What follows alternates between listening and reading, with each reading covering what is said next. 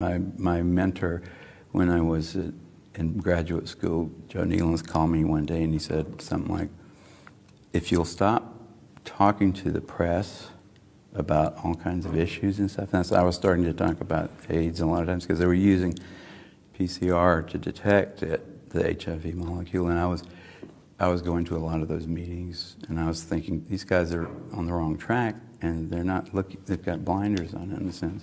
He said, if you just stop at, you're probably going to get the Nobel Prize, but they don't have to give it to you until you're dead. I mean, they don't have to give it to you right before you're dead.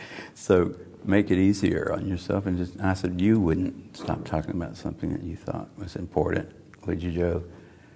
And I knew you wouldn't, because he had been a real activist against Vietnam and that kind of stuff. And that was the one thing I had learned from him, was that scientists had a responsibility.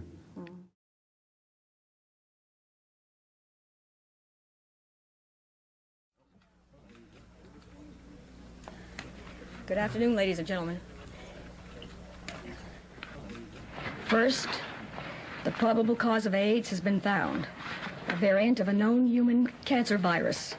Second, not only has the agent been identified, but a new process has been developed to mass produce this virus.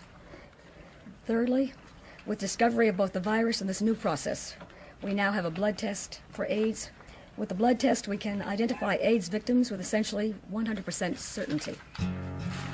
Thank you, Secretary.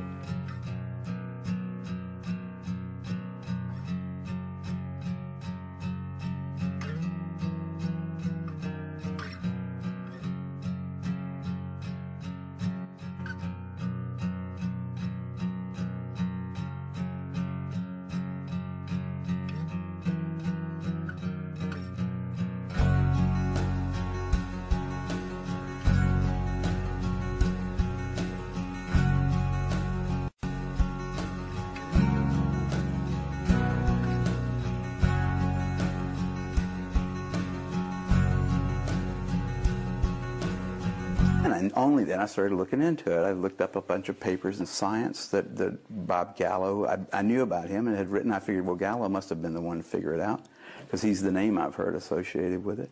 I looked at his papers, and I didn't find anything in there that actually showed me that there was a fact now in science called HIV is the cause of AIDS, or even the probable cause of AIDS, which is all I would have expected, the probable cause of AIDS. Highly probable, because they were attacking the whole problem by then as though it were certainly the cause. So I'd expect it to be highly probable, but I couldn't find anything that said it was remotely probable even. It was possible, but it wasn't probable. And so therefore, it wasn't even close to what you'd call a fact. There are no really good experiments that would lead anybody who was at least maintaining a healthy skepticism to believe that HIV was responsible for this series of, not series, but kind of a loose confederation of diseases that people are now willing to call AIDS, right? It's a confederation of maybe 30 different diseases, all of which have existed in one form or other prior to the condition that we call AIDS ever being pointed out, and all of which have had some other explanation at one time or other.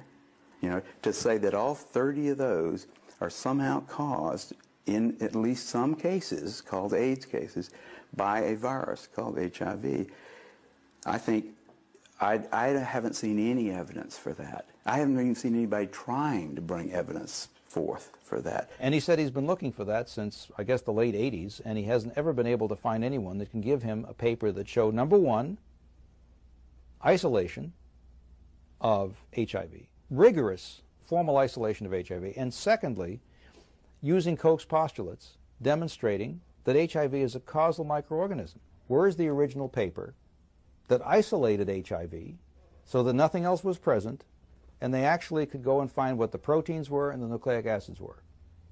I think you won't find that paper because it hasn't been published yet. I mean, I understand there are a lot of people, if you ask them about HIV causing AIDS as being a fact, they'll say, of course, it's indisputable. And the very fact that they will say it's indisputable might lead you to question their ability to understand scientific method. People that think any scientific fact is indisputable don't understand about scientific facts. But he was looking at the blood of an AIDS patient and finding it crawling with some new organism and said, hey, this is this virus that we call HIV now. All kinds of diseases started coming into the AIDS family faster than anyone should have been comfortable with, really. To go from 2 or 3 to go to 30 in a few years was like somebody should have said, hey, there's something wrong here, and it's got to be financial. Things don't happen that fast in science. You don't suddenly notice that one new organism is causing every problem. I mean, it was a bizarre thing that happened. It really was. It didn't really have any precedence in terms of medicine before that, unless perhaps you could think of the possession by the devil stuff, right? You see, once you're possessed by the devil, anything that happens to you or anything you do is got to do with that, right? So it makes it easier for you to get tuberculosis, and it makes it easier for you to get uterine cancer. It makes it easier for you to get Candida albicans. And so all those things can now be called AIDS. Now, why would anybody do that? And why would any reasonable doctor start lumping together various symptoms into one pile and saying, all this is caused by HIV?